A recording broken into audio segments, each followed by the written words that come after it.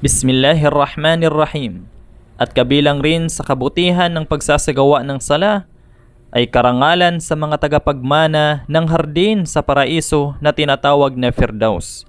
Sinabi ni Allah sa banal ng Quran, "Walladhina hum ala salawatihim yuhafizun, ulaika humul warithun, alladhina yarithuna al-firdausa hum fiha khalidun."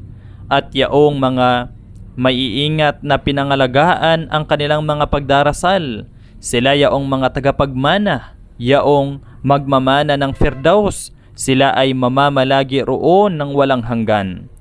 At ganun din paggamit ng awa o habag.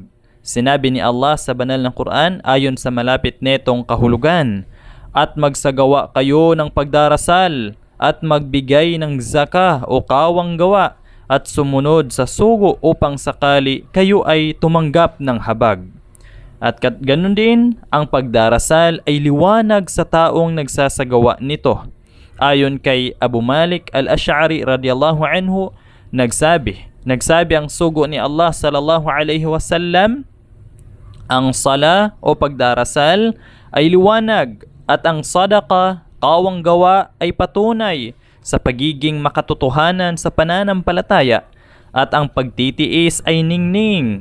Ang Quran ay ebidensya para sa iyo o laban sa iyo. Ang bawat tao ay nagsisimula na nagbebenta sa kanyang sarili na magpapalaya rito o wawasak rito. Isinalaysay ni Imam Muslim.